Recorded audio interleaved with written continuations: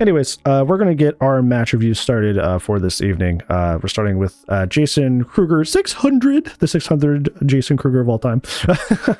And you have 2,760 hours in the game of Dead by Daylight, so you are well over the amount of time I would expect somebody to know their fundamentals.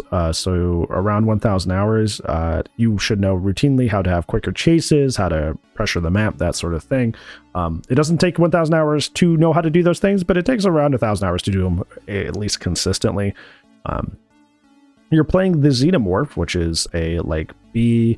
I'm kind of more erring on B- tier these days, because like having the opportunity to play against like coordinated teams kind of shows me that double turrets shut them down far harder than I, am giving credit for. And also, in addition, the character's general clunk and bugs that have accumulated over time rob you of a lot of shots that you would originally get. So I think they're slipping down into like lower B, maybe B- tier, but still a middle of the pack killer. Moderate skill floors, so not necessarily a plug and play kind of character either, but strong enough that you can get results if you get really good at them. You are playing on RPD West, which is the worst of the two RPD maps for killer. RPD is usually a pretty bad map for most characters in the game. Xenomorph handles it a little bit better than other killers do, because you can shoot over and around a lot of the objects in here, and a lot of the narrow hallways make it better to deal with than you're playing somebody else, because you obviously strafe across the whole hallway and they can't really dodge. Not a great map, but better for your character in particular. So let's take a look at your add-ons and your perks. Okay, so you're using Lambert Star Map and Self-Destruct Bolt, which is great. Lambert Star Map reduces the range of the flame turrets from 10 meters down to 8. And Self-Destruct Bolt increases your vault speed by 30% when vaulting while in crawler mode. These are two of some of their best add-ons, so you're not going to be behind there. You can run other stuff like Harpoon Gun, which is after 30 seconds of leaving a control station, every time you hit somebody, they scream and reveal their location to you. That's pretty good, especially with like totem builds, but good info regardless. You could run Molten Skin, which is the exhaustion add-on that whenever they place a turret, they are exhausted for 30 seconds, but these are fine picks. Your build is also really nice. This is one perk off from one of my favorite builds. Bamboozle obviously synergizes well with Self-Destruct Bolt. People ask this a lot. As of right now, supposedly, according to behavior, add-ons are not included in diminishing returns, so this should be fine, in theory. You're running Brutal to help deal with like the pallet situation. I would say Brutal is kind of like slightly redundant, just in the sense that like you hit over pallets and benefit from leaving pallets up anyways. It's not a bad pick, but I would hesitate and probably warn you that, hey, don't get too attached to just like kicking every pallet you come across, because especially if the pallet's on the weaker side, getting a survivor in a locked animation makes for an easy tail attack. But if you've cleared that pallet, they're just going to W key and leave that area. So don't get too kick happy, because you're a character that benefits from leaving certain pallets up that are weaker. Pop Eruption is a very tried and true combo, and especially on a character like Xenomorph that can get around the map and deliver the pop to the right gen, and then obviously you could set up Eruption for another quick down. So in terms of your match here, you're not going to lose because of your perks or your add-ons. These are great. Oh. Okay, trying to find a control station right away. Getting a little bit of desync there. Found somebody really quickly, which is good. There, you should have short swung. Not like full on lunge, but you should have just short swung. If you had short swung, you probably would have hit him there.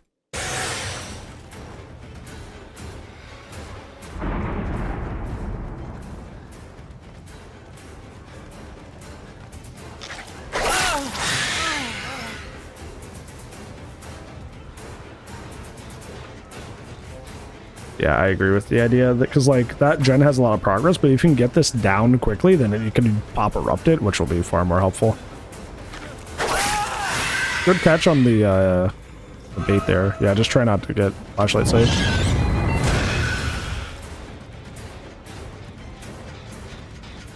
Okay, so you have pop eruption and you have a guy on the ground, which makes me really confused, because you could hit this gen with Pop Goes the Eruption, or Pop Goes the Eruption, Pop Goes Eruption.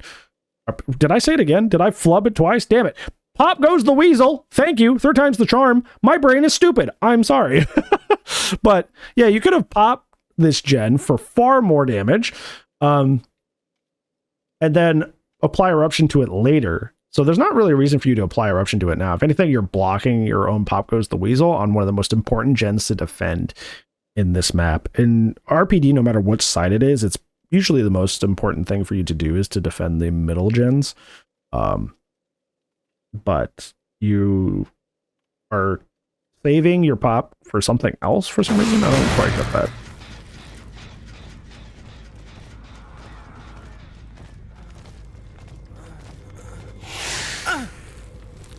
You do hear a boon over there, so just keep that in mind.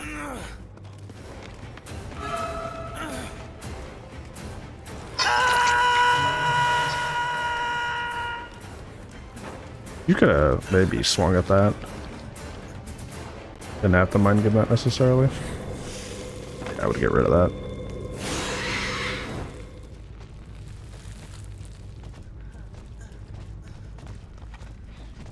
Yeah, see, you could have popped this and got it nearly dead, but because you erupted it, it's still regressing, which means you can't.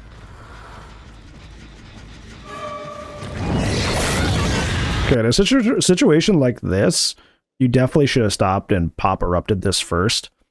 Usually I'd say the opposite of like, don't kick a gen before chasing. But this gen is fairly close, and like I said, it's one of the most important gens to defend on this map. So I would have popped this, then started the chase, and when you end that chase, Eruption, so you can do an additional 10% to it.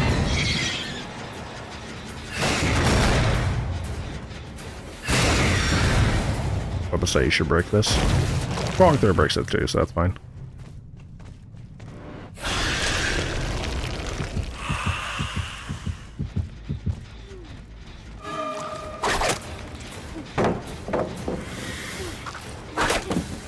The dreaded lamps. The lamps. Those lamps don't have good collision. You don't seem like you're aware that you need to defend the middle gens on RPD. Shot's really hard. You didn't even go that way either.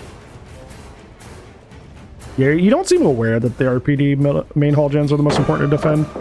You're kind of letting them go, which I think will come back to haunt you.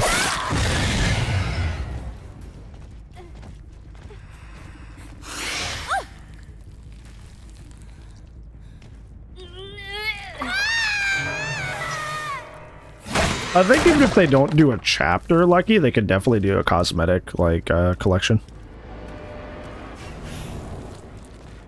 Because that whole question of, like, does it fit in DVD, quote-unquote, doesn't really matter if, like, it's a cosmetic collection, because they're just cosmetics, who cares, right? So if it doesn't get in the way you want, it can be put in. Yeah, you should be defending these.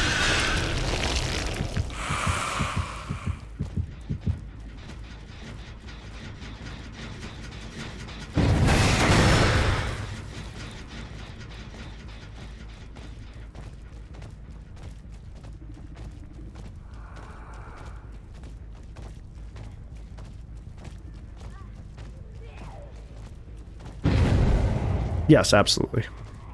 I would love that. That'd be fun.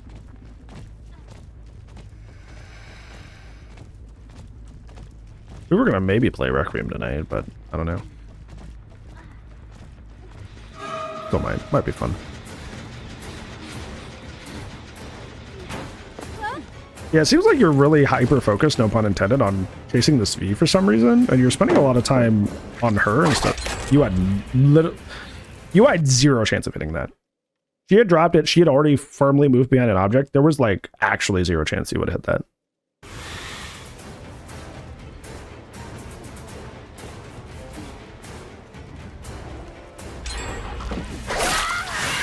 Yeah, you just let go of the two most important gens on the map. That's not good.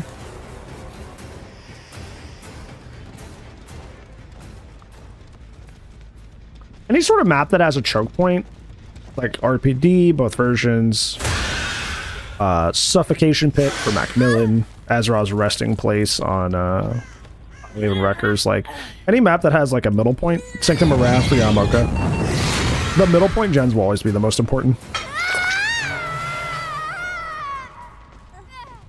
The fact that you kind of just let them go is not good. That gives them a lot of map control that you would otherwise not deal with. I didn't. You totally first. You did it.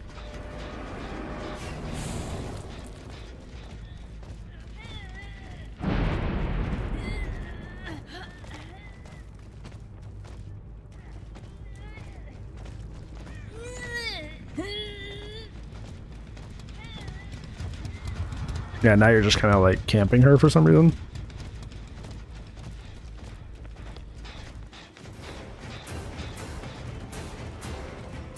Yeah, I don't know what this V... you kind of have a hyperfixation on V for some reason. I don't know quite what that's about. You got robbed there. But for some reason, you got really focused, like, on getting her and let a lot of pressure go.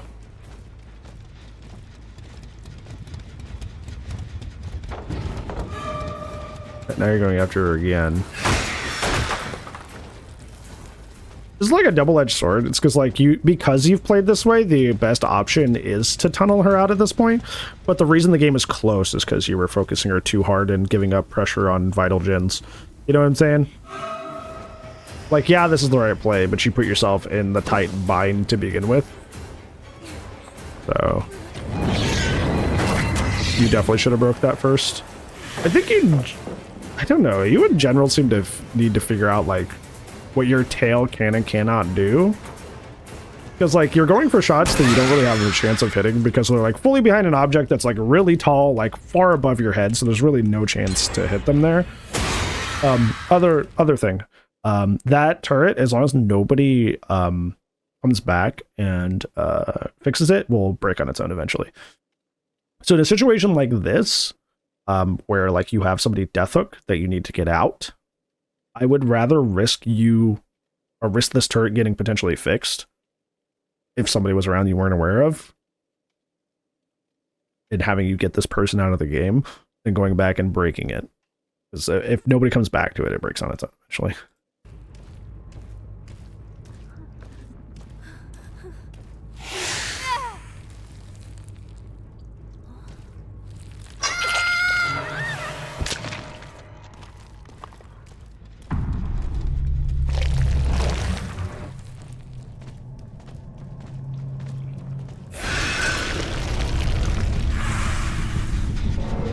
Yeah, don't forget to use your popper up.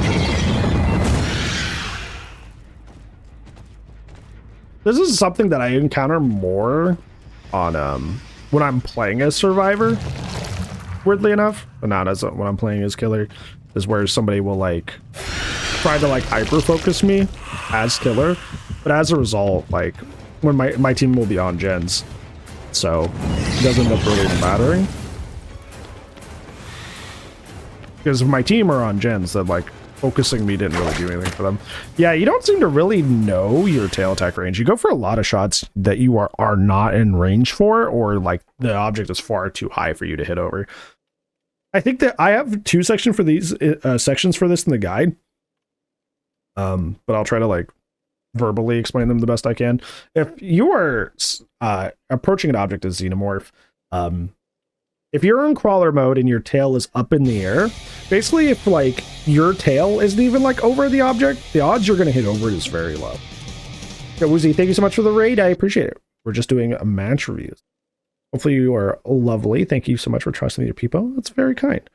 The second thing is the tail attack is 4.8 meters, which is kind of hard to like visualize in your head, but you know the red Corvette car that is outside Batum, and it's also on a lot of the Macmillan maps. That is roughly the length of your tail attack. So if you need like a visualizer in your head of just through comparison of like how long your tail attack is, that's roughly how long it is. So just think about that visualization in your head whenever you go for an attack, because it seems like you're coming up short on a lot of shots and going for shots over objects that realistically you have no chance to hit over. So the combination of those two is leaving a lot of stuff on the table. Yo, follows aren't honest, but thank you. I very much appreciate it. Uzi, hopefully your stream was lovely and amazing. Sorry, I was in the middle of an explanation for this match review. No, I didn't want to lose that because knowing my memory, I would not remember it if I didn't get to it right there. Also nice, but thank you. I appreciate it.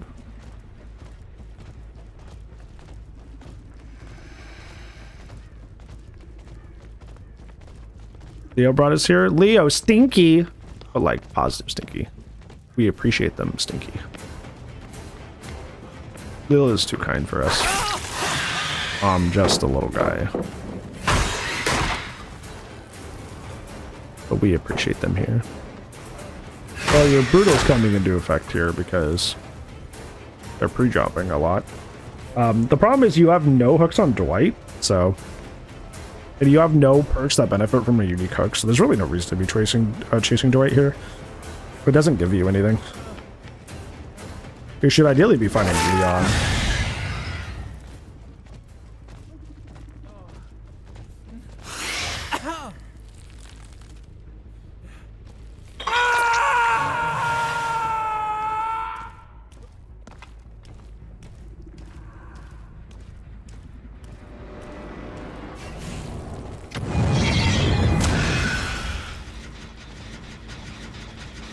You could have perhaps waited a little bit to get your eruption on that, but yeah.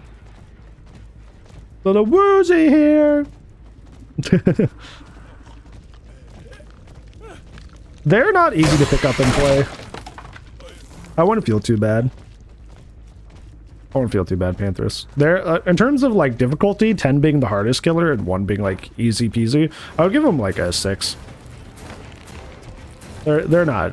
They're definitely not like a plug and play kind of character.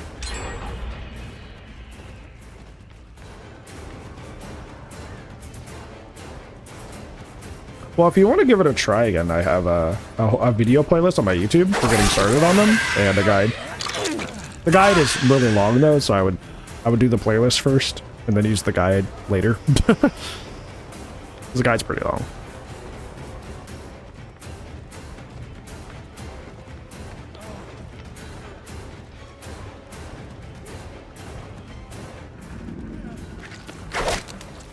Yeah, this is a very minor thing, but on any projectile killer, the lamps on RPD are really bad. The green ones or the yellow ones, doesn't matter. The same model, same collision.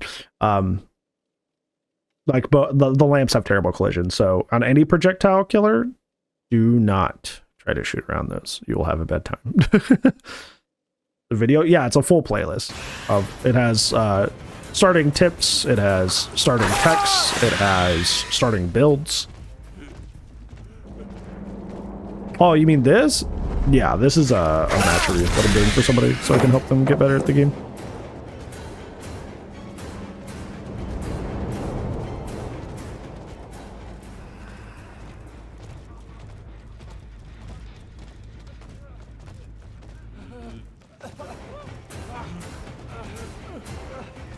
You have the right idea, trying to just get on the same side as him. You did the right thing there. That wasn't you playing bad, that was him doing a mix-up. That was good.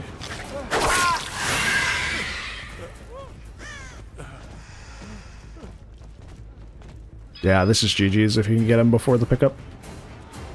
You did the right thing here. They were grouped up and you capitalized on it.